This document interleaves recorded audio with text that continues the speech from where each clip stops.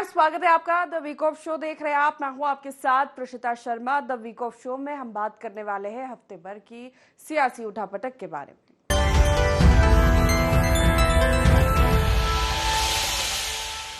हफ्ते की शुरुआत में मध्य प्रदेश के विकास को लेकर एक बार फिर बहस छिड़ी, जहां हाल ही में आई वर्ल्ड बैंक की रिपोर्ट में बताया कि मध्य प्रदेश, जो एक समय देश के सबसे पिछड़े राज्य में गिना जाता था, आज विकास और समृद्धि की नई कहानियां लिख रहा है और प्रदेश में गरीबी दर में उल्लेखनीय कमी आई है। वर्ल्ड बैंक के इन आंकड़ों को सीएम डॉक्टर मोहन यादव ने प्रधानमंत्री नरेंद्र मोदी के नेतृत्व और जन कल्याणकारी नीतियों का परिणाम बताया, तो कांग्रेस ने इन आंकड़ों को कागजी करार दिया। मध्य प्रदेश में विकास को लेकर पिछले लंबे समय से सत्ता पक्ष और विपक्ष आमने सामने हैं, जिसमें भाजपा और कांग्रेस के कार्यकाल का कंपैरिजन होता रहा है। इसी बीच हाल ही में आई वर्ल्ड बैंक की रिपोर्ट ने इस बहस को एक बार फिर हवा दे दी है। मध्य प्रदेश, जो एक समय देश के सबसे पिछड़े राज्यों में गिना जाता था, आज विकास और समृद्धि की नई कहानियां लिख रहा है और प्रदेश में गरीबी दर में उल्लेखनीय कमी आई है। मध्य प्रदेश में डॉक्टर मोहन सरकार सामाजिक और आर्थिक विकास के मानक स्थापित करते हुए विकास की दिशा में स्थायी और सकारात्मक बदलाव ला रही है। साथ ही सीएम डॉक्टर मोहन यादव के नेतृत्व में गरीबी उन्मूलन की योजनाएं न केवल जमीन पर उतर रही हैं, बल्कि उनका प्रभावी क्रियान्वयन भी सुनिश्चित किया जा रहा है। मध्य प्रदेश में गरीबी हुई कम, विश्व बैंक ने लगाई मुहर। प्रदेश में 2/3 कम हुई गरीबी। देश के 5 राज्यों में मध्य प्रदेश ने किया best performance. CM doctor Mohan Yadav ने पीएम मोदी को किया धन्यवाद। उपलब्धि को प्रधानमंत्री की जनहितैषी नीतियों का परिणाम बताया। देश में 17 करोड़ लोग आए गरीबी से बाहर। मुख्यमंत्री डॉक्टर मोहन यादव ने इस उपलब्धि को प्रधानमंत्री नरेंद्र मोदी के नेतृत्व और जन कल्याणकारी नीतियों का परिणाम बताया। उन्होंने कहा कि पीएम के समावेशी विकास के विजन ने युवाओं, किसानों, महिलाओं और कमजोर वर्गों के लिए नई संभावनाओं के द्वार खोले हैं। सीएम डॉक्टर मोहन यादव ने कहा कि मध्य प्रदेश सरकार गरीबी उन्मूलन और सामाजिक आर्थिक सुधारों पर लगातार काम कर रही है। आने वाले गरीबी रेखा से बाहर के जो 5 राज्य हैं, जिन 5 राज्यों में से मध्य प्रदेश एक राज्य जिसकी सबसे अच्छी ग्रोथ रेट, और हमारी सरकार गरीब, महिला, युवा, किसान सब वर्ग की बेहतरी के लिए काम करती रहेगी। अमृत काल में भारत दुनिया का सर्वश्रेष्ठ देश बने, इस दिशा में हम लगातार काम करते रहे। वहीं मध्य प्रदेश विधानसभा में उपनेता प्रतिपक्ष और कांग्रेस विधायक हेमंत कटारे ने इस रिपोर्ट को अदम गोंडवी की कविता "तुम्हारी फाइलों में गांव का मौसम गुलाबी है, मगर ये आंकड़े झूठे हैं, ये दावा किताबी है" से जोड़कर देखा और कहा कि इन आंकड़ों का सत्यता और वास्तविकता से कोई लेना देना नहीं है। देखिए, कागजी आंकड़ों पर मैं कभी विश्वास नहीं करता। वास्तविकता देखनी चाहिए हमको जमीन पर जाकर के। अगर गरीबी नहीं है तो क्यों ये भिखारी सड़क पर भीख मांग रहे हैं? क्यों ये भूखे पेट? आपने देखा है मंदिरों के बाहर आप रात में जाकर देखना, हजारों लोग सोते हैं। क्यों आयुष्मान कार्ड और फ्री इलाज बट रहा है? जब आदमी संपन्न है तो वो जाएगा अपना इलाज करवाएगा। तो ये जितनी बातें हो रही है, ये झूठे कागजी आंकड़े हैं। सत्यता और वास्तविकता से मुझे लगता है भाजपा का कोई नाता नहीं। हालांकि राजनीतिक बहस से इतर इस बात से भी इनकार नहीं किया जा सकता कि पिछले 2 दशक में मध्य प्रदेश की दशा और दिशा दोनों बदली है। वहीं वर्ल्ड बैंक के ये आंकड़े भारत और मध्य प्रदेश के आर्थिक और सामाजिक विकास के लिए शुभ संकेत हैं। मध्य प्रदेश में बदलाव की बयार चल रही है, जिसमें विकास की दौड़ में पीछे रहने वाला मध्य प्रदेश विकास के नए प्रतिमान गढ़ रहा है, समृद्धि की ओर बढ़ रहा है। Bureau report, IND 24। पहलगाम आतंकी हमले के बाद जो जरूरी कदम सरकार को उठाने चाहिए वो सब किया जा रहा है, लेकिन ये मुद्दा भी राजनीति से अछूता नहीं रहा। पहलगाम हमले के बाद हुई सर्वदलीय बैठक, जिसमें सभी राजनीतिक दलों ने सरकार का साथ देने और आतंकवाद को खत्म करने के लिए एक सुर में कहा कि हम सरकार के साथ हैं, लेकिन ये साथ शायद बैठक तक ही सीमित रह गया। बाहर पीएम मोदी के बैठक में उपस्थित नहीं होने को लेकर विपक्ष ने मुद्दा बनाया और पोस्टर जारी कर सरकार को घेरने की पूरी कोशिश की, तो वहीं सरकार ने विपक्ष को पाकिस्तानी समर्थक करार दिया। पहलगाम हमले के बाद हुई सर्वदलीय बैठक, जिसमें सभी राजनीतिक दलों ने सरकार का साथ देने और आतंकवाद को खत्म करने के लिए एक सुर में कहा कि हम सरकार के साथ हैं, लेकिन ये साथ शायद बैठक तक ही सिमट कर रह गया, क्योंकि बाहर हो रही बयानबाजी और पोस्टर वॉर तो यही साबित कर रहा है कि बैठक में एक हैं और बाहर आकर फिर अलग हो गए। कर्नाटक के मुख्यमंत्री सिद्धारमैया हो या फिर महाराष्ट्र के कांग्रेस नेता विजय वडेट्टीवार, जिनके बयानों के बाद कांग्रेस नेतृत्व ने सख्त लहजे में साफ निर्देश दिए थे कि पार्टी लाइन से हटकर कोई भी नेता बयान नहीं देगा, लेकिन फिर वही कांग्रेस के आधिकारिक एक्स हैंडल पर सर्वदलीय बैठक में प्रधानमंत्री मोदी की अनुपस्थिति को मुद्दा बनाते हुए बिना सिर वाली तस्वीर शेयर की है, वो भी ऐसे समय में जब जरूरत है पाकिस्तान को मुंह तोड़ जवाब देने की, एकजुटता दिखाने की। लेकिन सियासी गलियारों में वार पलटवार का दौर शुरू हो गया है।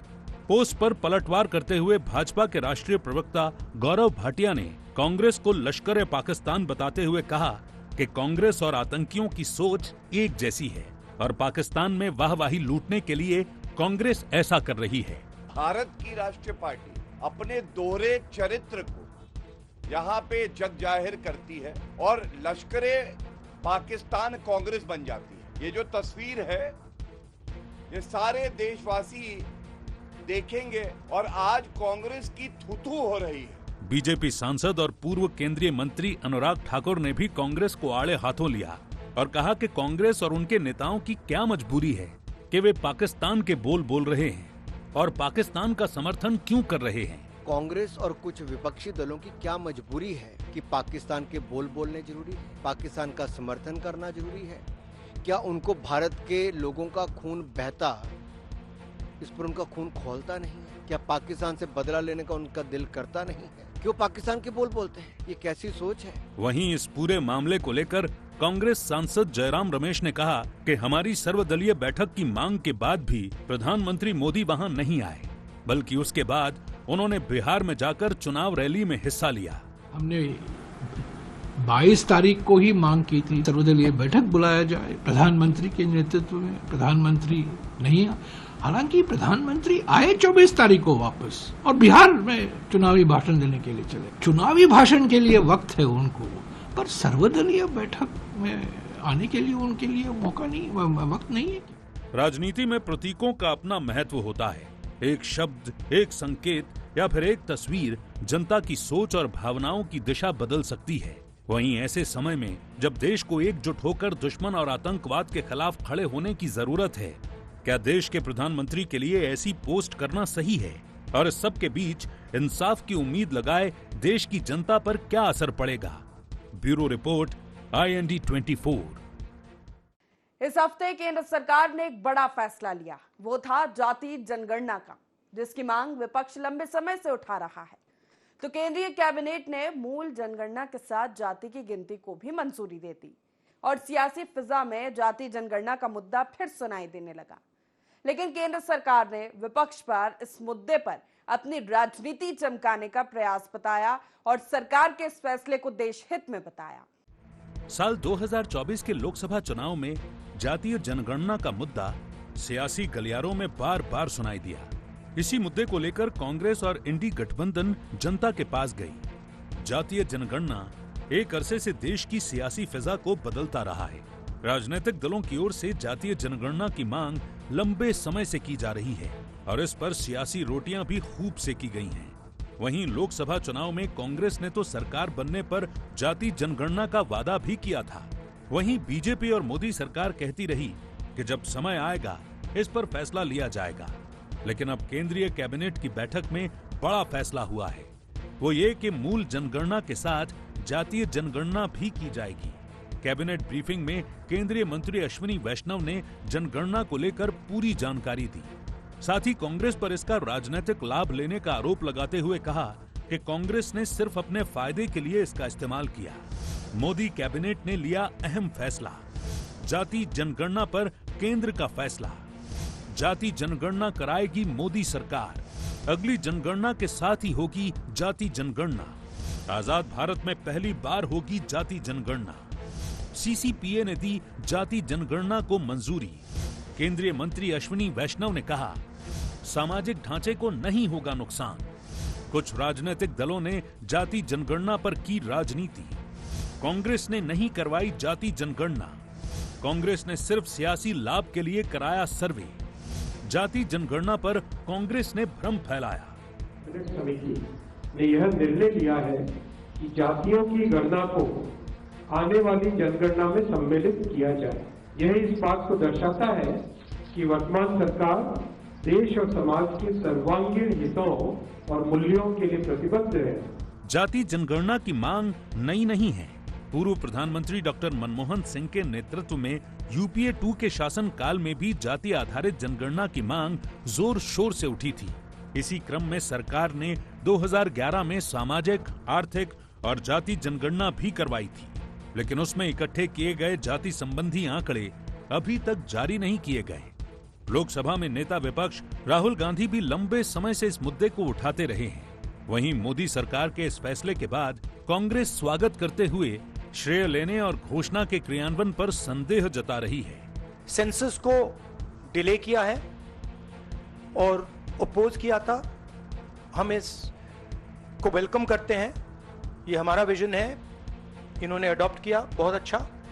मगर हम चाहते हैं कि हमें डेट्स बताई जाएं, किस दिन तक ये सेंसस होगा। जो बात आदरणीय राहुल गांधी जी कहते थे और कहते हुए वो संघर्ष कर रहे थे, उसको स्वीकार किया है मोदी जी ने। मैं उनका स्वागत करता हूं। लेकिन मुझे कहीं ना कहीं ऐसा लगता है मोदी जी की स्थिति वही है कि जब वो शुरुआत हो जाएगी, गणना सामने जाएगी, तब माना जाएगा, वरना घोषणा तो कई बार कर दी जाती है, वो किधर होता नहीं है। हालांकि आजादी से पहले जनगणना में सभी लोगों की जाति पूछी जाती थी। देश के आजाद होने के बाद 1947 में जाति संबंधित आंकड़े इकट्ठे न करने का फैसला लिया गया। डर था कि जाति पूछने से जाति व्यवस्था की जड़ें और गहरी होती जाएंगी, लेकिन इसके बाद भी अनुसूचित जाति और अनुसूचित जनजाति वर्ग की गिनती जारी रही। वहीं कास्ट सेंसस के समर्थक उम्मीद जताते हैं कि इससे पिछड़ी जातियों के लिए स्थिति बेहतर हो जाएगी। उनकी आबादी और आर्थिक सामाजिक स्थिति के बारे में स्पष्ट जानकारी उपलब्ध होगी, जिससे उनके उत्थान और जन कल्याण के लिए बेहतर नीतियां बनाई जा सकेंगी। केंद्र सरकार के इस फैसले के बाद क्या बड़े बदलाव आएंगे, ये तो समय ही बताएगा। लेकिन आने वाले दिनों में कई राज्यों में होने वाले विधानसभा चुनावों में इसका खासा असर देखने को मिल सकता है। Bureau report, IND 24। सरकार के जाति जनगणना के फैसले ने विपक्ष को फिर खाली हाथ कर दिया, क्योंकि लोकसभा चुनाव में ये विपक्ष के घोषणा पत्र में शामिल था। लगातार राहुल गांधी इस मुद्दे को जोर शोर से उठा रहे थे, तो अब इस पर क्रेडिट लेने की राजनीति शुरू हो गई। कांग्रेस ने इस फैसले को अपनी विचारधारा की जीत बताते हुए कहा कि सरकार को हमारी मांग के आगे झुकना पड़ा, तो बीजेपी इसे सबका साथ सबका विकास की दिशा में एक कदम बता रही है। कैबिनेट समिति ने यह निर्णय लिया है कि जातियों की गणना को आने वाली जनगणना में सम्मिलित किया जाए। जैसे ही केंद्रीय मंत्री अश्विनी वैष्णव ने ये घोषणा की, उसके बाद से ही देश की राजनीति में एक नई बहस छिड़ गई है। जातिगत जनगणना को लेकर राजनीतिक मैदान में श्रेय की सियासत शुरू हो गई है। कांग्रेस इसे पुरानी मांग बताते हुए अपनी विचारधारा की जीत करार दे रही है, तो वहीं बीजेपी इसे सबका साथ सबका विकास की दिशा में एक कदम बता रही है। सरकार और विपक्ष दोनों ही इस निर्णय को अपनी अपनी नीतियों की सफलता बता रहे हैं। जाति जनगणना कराएगी मोदी सरकार, आने वाली जनगणना में होगा जाति का जिक्र। CCPA की मंजूरी के बाद शुरू हुई सियासत। बीजेपी ने कहा कांग्रेस ने जाति जनगणना पर की राजनीति। कांग्रेस ने बताई राहुल गांधी की जीत। कांग्रेस ने बनाया क्रेडिट लेने का प्लान। डोर टू डोर जाएगी कांग्रेस। जाति जनगणना को सामाजिक न्याय और समानता की दिशा में महत्वपूर्ण बताने के साथ साथ बीजेपी और कांग्रेस दोनों दल आमने सामने हैं। बीजेपी इसे आजाद भारत में होने जा रही पहली जाति जनगणना बता रही है और कांग्रेस पर जाति जनगणना के नाम पर राजनीतिक रोटियां सेकने और भ्रम फैलाने को लेकर माफी मांगने की मांग कर रही है, तो वहीं कांग्रेस इसे पार्टी और राहुल गांधी के विजन की जीत करार दे रही है और जनता के बीच जन जागरण अभियान चलाने की बात कर रही है। देश में पहली बार जातिगत जनगणना का यदि किसी सरकार ने निर्णय लिया तो आदरणीय प्रधानमंत्री मोदी जी की सरकार। स्वतंत्रता के बाद इस देश में 60-65 सालों तक कांग्रेस पार्टी की सरकारें रही। नेहरू जी से लेकर मनमोहन सिंह जी जब प्रधानमंत्री रहे, किसी ने जातीय जनगणना नहीं कराई। राहुल गांधी जी को तो माफी मांगना चाहिए जातीय जनगणना न कराने के लिए, जातीय जनगणना पर भ्रम की राजनीति करने के लिए। जातिगत जनगणना को लेकर राहुल गांधी जी के विजन को पूरे प्रदेश में बताएं। जनगणना जन जागरण और कांग्रेस पार्टी का इसमें विजन, राहुल गांधी का विजन, इसको सम्मानित करके हम 3 तारीख से 10 तारीख तक सारे जिलों में बड़ी रैलियां करें। 11 मई से 17 मई तक हर विधानसभा में संविधान और जातिगत जनगणना की बात करें। ये मध्य प्रदेश कांग्रेस पार्टी ने निर्णय लिया है। हालांकि जातिगत जनगणना का विचार कोई नया नहीं है। लंबे समय से सामाजिक संगठन इसकी मांग करते रहे हैं। वहीं इस मुद्दे पर श्रेय लेने की सियासत कुछ सवाल भी खड़े करती है कि इस जनगणना के माध्यम से राजनीतिक दल सच में सामाजिक सुधार चाहते हैं या फिर जातीय समीकरण साधने के लिए इसे हथियार बना रहे हैं। जातीय जनगणना का उद्देश्य सभी वर्गों को हक दिलाना है। इसीलिए जरूरी है कि जनगणना के बाद जो आंकड़े सामने आए वे सिर्फ घोषणाओं और भाषणों में सिमट कर न रहें, बल्कि उन्हें वास्तविक नीति निर्धारण में शामिल किया जाए, जो कि भारतीय लोकतंत्र की बड़ी उपलब्धि साबित हो सकता है। Bureau report, IND 24।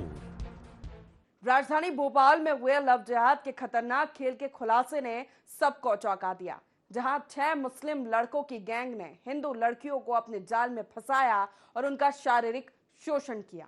ब्लैकमेलिंग और लव जिहाद के मामले के बाद प्रदेश में सियासी माहौल बन गया है। साथ ही राजधानी में इसके खिलाफ सकल हिंदू समाज सड़कों पर उतर आया। लव जिहाद की घटनाओं को लेकर डॉक्टर मोहन सरकार मामले की जांच और दोषियों पर कठोर कार्रवाई का दावा कर रही है, तो वहीं विपक्ष इस घटना को सरकार और प्रशासन की नाकामी करार दे रहा है।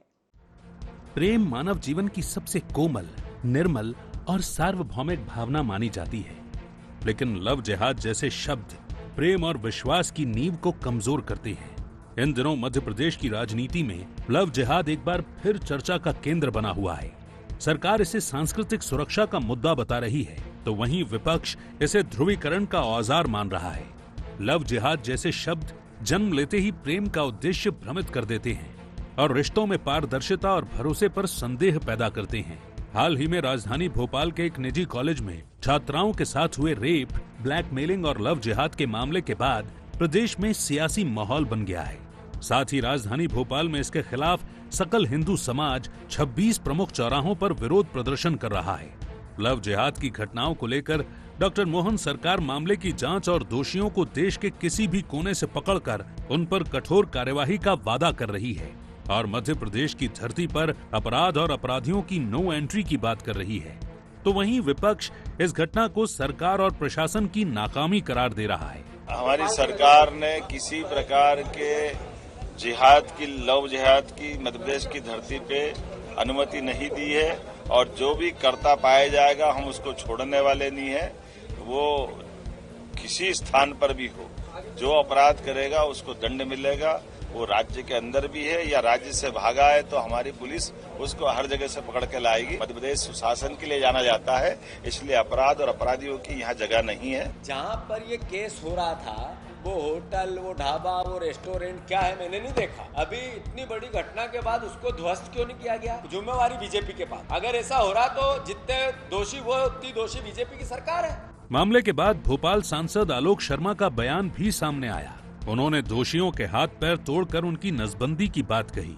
वहीं इस पर पलटवार करते हुए कांग्रेस विधायक आरिफ मसूद ने देर रात तक खुले रहने वाले डांस क्लब और ड्रग्स के मुद्दे को लेकर सरकार और प्रशासन पर सवाल खड़े किए, जिसके बाद भोपाल पुलिस कमिश्नर हरि नारायण चारी मिश्र ने आरोपियों के गिरफ्तार होने की जानकारी दी।